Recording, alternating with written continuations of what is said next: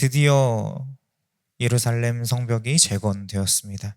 그동안 대적들과 온갖 난관과 장애물이 성벽 재건 공사를 방해했지만 이스라엘 백성들은 이에 굴하지 않고 52일 만에 예루살렘 성벽을 재건했습니다. 그러나 성벽이 세워졌다고 해서 모든 일이 끝난 것은 아니었습니다. 이제는 내실을 다져야 할 차례입니다. 잃어버린 하나님의 언약 백성으로서의 그 정체성을 회복해야 했습니다. 이 느헤미야 8장에서 이스라엘 백성들은 일곱째 달 초하루에 나팔절을 지키게 됩니다. 나팔절은 유대력으로 새해의 첫날을 기념하는 날입니다. 이날에는 나팔을 불어서 새해의 시작을 알리며 하나님 앞에 엄숙하고 특별하게 모이는 성회가 소집되었습니다. 이날 이스라엘 백성들이 성회로 모일 때에 학사 에스라에게 율법책을 읽어주기를 청하였고 그는 백성들 앞에서 새벽부터 정오까지 율법을 읽었습니다. 그와 함께 있던 레위인들은 백성들이 율법을 깨달을 수 있도록 옆에서 도왔습니다. 이렇게 율법을 듣고 깨달은 이스라엘 백성들은 언약 백성으로서의 정체성을 다시 붙잡게 됩니다. 이스라엘 백성들은 율법의 말씀을 통해 초막절 절기에 대해서도 알게 됩니다. 백성들은 그 절기를 지키기 위해 일곱째 달 15일에 초막을 짓고 7일간 그 안에 머물게 됩니다. 초막절은 출애굽 이후 40년 동안 광야를 걸을 때에 베풀어 주신 하나님의 그 공급하심을 매년 기억하는 절기입니다. 이 절기는 큰 기쁨의 축제였습니다. 먼저는 광야 여정 동안에 공급하셨던 하나님, 그 하나님을 기념했고 감사했고 또 동시에 지금도 여전히 공급하시는 선하신 하나님을 기념합니다. 또 이 초막절은 죄의 저주로 인해 그 파멸이 없는 메시아 왕국 그리스도의 나라를 예표합니다. 그날의 땅은 풍성하고 모든 동물은 유순하며 군대는 더 이상 싸우지 않고 진정한 샬롬이 임할 것입니다. 이렇게 중요하고 기쁨이 가득한 절기, 그 초막절 절기를 드디어 이스라엘 백성들이 온전하게 누릴 수 있게 되었습니다. 이제 오늘 본문 말씀 느헤미야 9장으로 돌아가겠습니다. 이렇게 하나님의 절기들을 지키며 율법의 말씀을 듣고 깨닫는 즐거움으로 가득했던 그 나팔절과 일주일간의 초막절 절기가 끝이 났습니다. 하나님의 말씀으로 충만하여진 이스라엘 백성들은 이틀 후에 하나님께 대한 그 자신들의 잘못을 회개하기 위해 다시 모였습니다. 그들은 금식하며 굵은 베옷을 입고 자기의 죄와 조상들의 허물을 자복하였고 또 율법책을 낭독했습니다. 이렇게 하나님의 율법, 하나님의 말씀을 듣고 진정으로 그 말씀이 깨달아지면 회개가 반드시 뒤따라오게 됩니다. 회개는 삶의 방향을 돌리는 것입니다. 성령님의 인도하심을 통해 진정으로 하나님의 율법을 깨달은 사람들은 삶의 변화가 찾아옵니다. 그동안 죄 가운데에서 행하였던 삶의 모습을 돌이켜 하나님의 말씀에 맞추려고 하기 때문입니다. 이것이 진정으로 은혜 받은 자의 모습입니다. 만약에 하나님의 말씀을 듣고 깨달았다고 하면서도 은혜 받았다고 하면서도 삶의 변화가 없고 여전히 이전에 행하던 죄의 습관 속에 살고 있다면 그 깨달음은 진정한 깨달음이 아니라고 할 수 있습니다.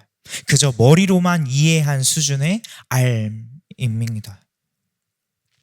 사랑하는 성도 여러분, 우리가 주님의 말씀을 듣고 깨달을 때에 회개가 일어나서 우리의 삶의 변화가 일어나기를 소망합니다. 그래서 하나님의 말씀에 우리의 삶이 날마다 계속해서 가까워지는 은혜가 있기를 소망합니다. 오늘 본문 말씀으로 돌아가겠습니다. 자, 어제 말씀과 같이 이스라엘 역사 가운데 베푸셨던 하나님의 긍휼을 그 이스라엘의 불순종을 대비하면서 자신들의 죄를 자복하는 회개의 내용이 오늘 본문 말씀에 나옵니다. 느헤미야 9장 6절부터 22절까지는 아브라함을 부르시고 언약하신 하나님께서 그 언약을 어떻게 이행하셨는가, 그리고 출애굽 이후 광야에서 어떻게 이스라엘 백성들을 이끄셨는가에 대해서 기록하고 있는데요. 또 오늘 본문 말씀에는 이스라엘 백성들이 그 약속하신 가나안 땅에 들어갔을 때부터 바벨론 포로기까지의 지금까지의 역사 가운데 임하신 하나님의 인도하심에 대해서 기록하고 있습니다. 느헤미야 9장 23절부터 24절까지 말씀을 함께 읽겠습니다. 느헤미야 9장 23절부터 24절입니다.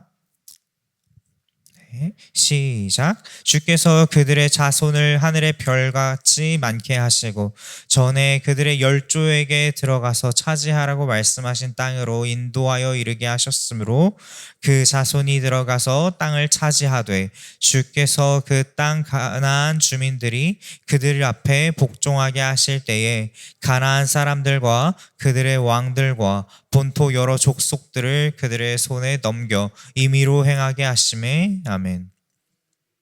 하나님께서는 이스라엘과 맺으신 언약을 신실하게 이행하셨고 또 그들을 보살피셨습니다.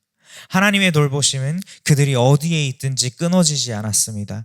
애굽 땅에서 종노릇할 때에도, 출애굽하여 광야를 떠돌아다닐 때에도, 또 약속의 땅 가나안을 정복하여서 그곳에 살 때에도 하나님께서는 언약을 신실하게 지키셨고 또 이스라엘을 돌보셨습니다. 하나님께서는 아브라함과 약속하신 모든 것을 신실하게 지키셨습니다. 죽음의 땅 메마른 광야를 40년 동안 걸었음에도 이스라엘 자손은 하늘의 별같이 많아지게 하셨고 그들을 약속의 땅 가나안으로 인도하셨습니다. 가나안 땅에 들어가서는 그 땅의 민족이 이스라엘 앞에 복종하게 하셨습니다. 이스라엘 백성들은 하나님의 긍휼과 은혜로 가나안 땅에서 하나님께서 주신 넓고 기름진 땅의 복을 누렸습니다. 그러나 그들은 하나님을 잊어버렸습니다.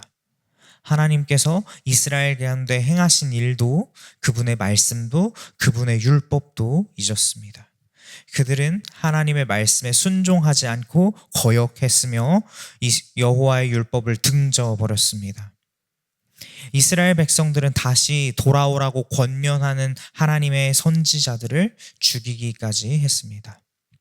이러한 하나님을 향한 이스라엘 백성들의 불순종과 반역 때문에 하나님께서는 진노하셨고 이스라엘을 대적의 손에 넘기셔서 그들이 환난을 당하게 하셨습니다. 그러나 그 환난 가운데 있던 백성들이 다시 주님을 찾으며 주님께 부르짖으면 하나님께서는 긍휼을 베푸셔서 그들을 다시 건지셨습니다. 실제로 사사기 말씀을 보면 백성들이 하나님의 율법을 청종하지 않고 이방 민족의 풍습을 따라 주님 앞에서 범죄할 때마다 하나님께서는 주변의 대적들을 통해서 고통을 받게 하셨습니다. 그러다가 백성들이 다시 회개하여 돌이키면 사사를 보내주셔서 구원을 베푸셨습니다. 가나안 왕 야빈의 때에 드보라를 통해서, 미디안의 때에 기드온을 통해서, 암몬의 때에 입다를 통해서, 또 블레셋의 때에는 삼손을 통해서 이스라엘 백성들을 건지셨습니다. 이처럼 하나님께서는 대적의 환난을 통해서라도 이스라엘 백성들이 다시 돌이키기를 바라셨습니다. 이 징계는 하나님의 사랑의 표현이며 이스라엘을 향한 하나님의 열심이었습니다. 이 하나님은 고통을 주기를 즐기시는 분이 아니시고 오히려 이스라엘 백성들에게 평강 주기를 원하는 분이라는 사실을 이러한 징계의 방법을 통해서 알 수 있습니다. 그러나 이스라엘 가운데 다시 평강이 찾아오면 그들은 옛 습관을 버리지 못하고 다시 교만하여져서 계명을 떠나고 경계를 듣지 않았습니다. 우리 함께 느헤미야 9장 28절부터 29절 말씀 읽겠습니다. 28절부터 29절까지 말씀입니다. 시작. 그들이 평강을 얻은 후에 다시 주 앞에 악을 행하였으므로 주께서 그들을 원수들의 손에 버려두사 원수들에게 지배를 당하게 하시다가 그들이 돌이켜 주께 부르짖음에 주께서 하늘에서 들으시고 여러 번 주의 긍휼로 건져내시고 다시 주의 율법을 복종하게 하시려고 그들에게 경계하셨으나 그들이 교만하여 사람이 준행하면 그 가운데서 삶을 얻는 주의 계명을 듣지 아니하며 주의 규례를 범하여 고집하는 어깨를 내밀며 목을 굳게 하여 듣지 아니하였나이다. 아멘.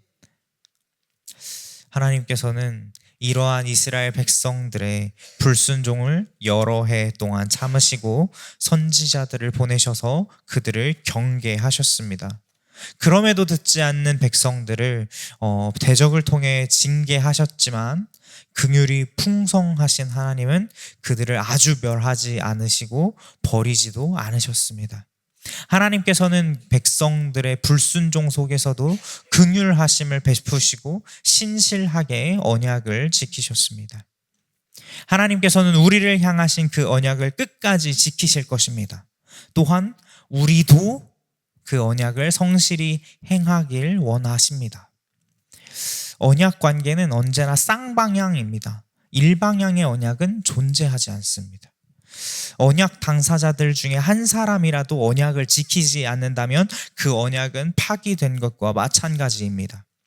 한 사람만 지키는 언약은 효력을 발휘하지 못합니다.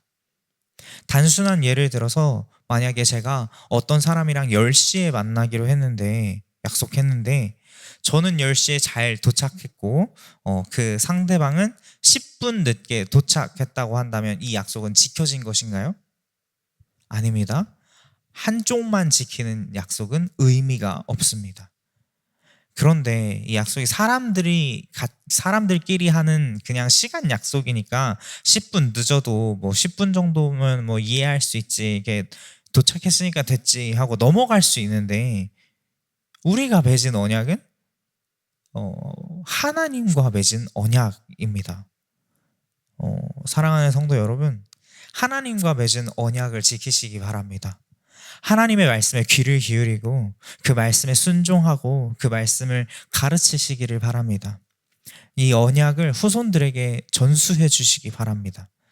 오늘 본문 말씀에 나오는 이스라엘 백성들과 같이 하나님의 율법에 불순종하는 자가 아니라 하나님의 언약의 말씀을 따라서 마음을 다하고 뜻을 다하고 힘을 다하여 여호와 하나님을 사랑하는 저와 여러분들 되시기를 간절히 소망합니다. 아멘. 이어서 본문 말씀 32절부터 38절까지 말씀을 살펴보겠는데요.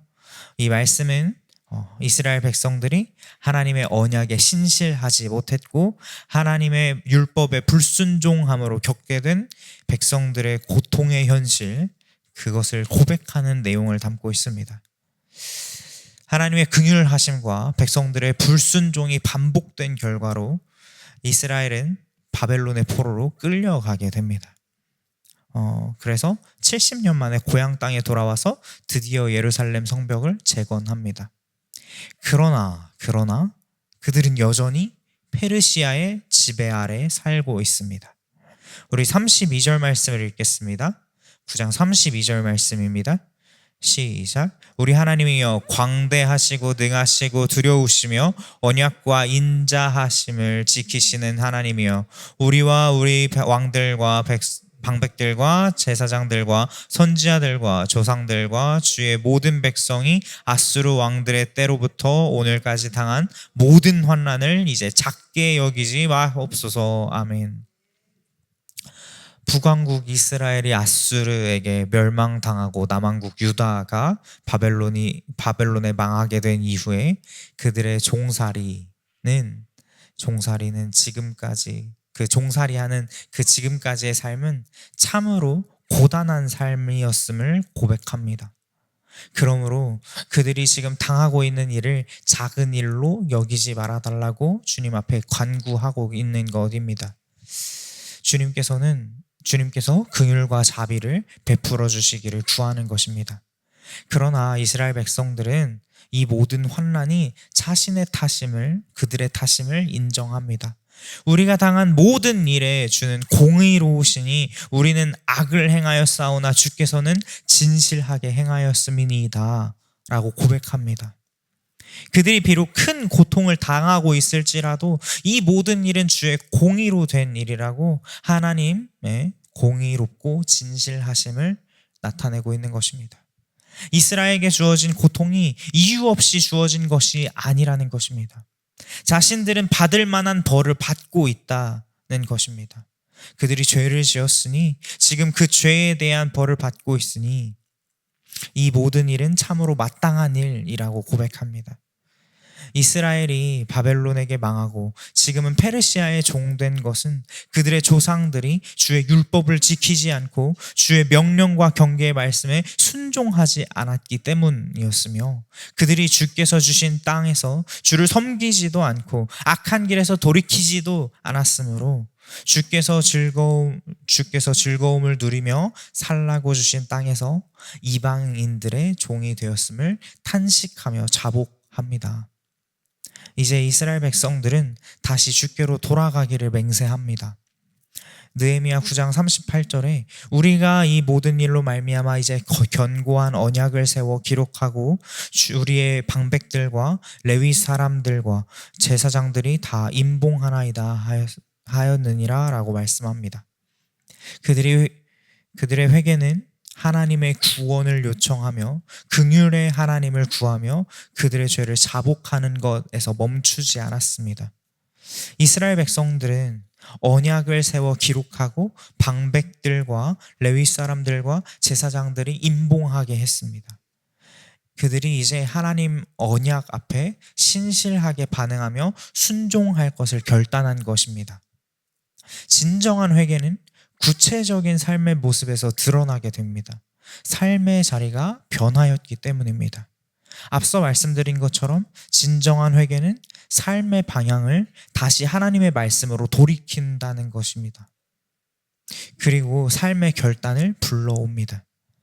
은혜와 긍휼만 구하는 것이 아니라 말씀을 지키기로 결단합니다. 하나님의 은혜를 구하면서 우리가 해야 할 것이 바로 이것인 줄로 믿습니다. 말씀대로 살길 소망할 뿐만 아니라 그렇게 살기로 구체적으로 결단하는 것입니다. 보통 회개할 때 말로만 끝나는 경우가 종종 있습니다. 하나님의 긍휼하심과 자비하심을 구하지만 거기에서 끝날 뿐 실제 내 삶에 구체적인 변화를 가져오지 못합니다. 그저 마법처럼 죄의 자리에서 저절로 떠나지기를 원할 때가 많습니다. 그러나 사람은 근본적으로 악하기 때문에 그러한 일은 절대로 일어나지 않습니다. 그러나 사람은 내가 죄의 자리에서 돌이켜서 하나님의 말씀을 향하기를 원한다면 결단이 반드시 필요합니다. 쳐서 복종하는 모습이 필요합니다. 우리가 결단하여 내딛는 그 한 걸음에서 하나님께서는 역사하십니다. 이 사실을 잊지 않으시는 저와 여러분들 되시기를 소망합니다.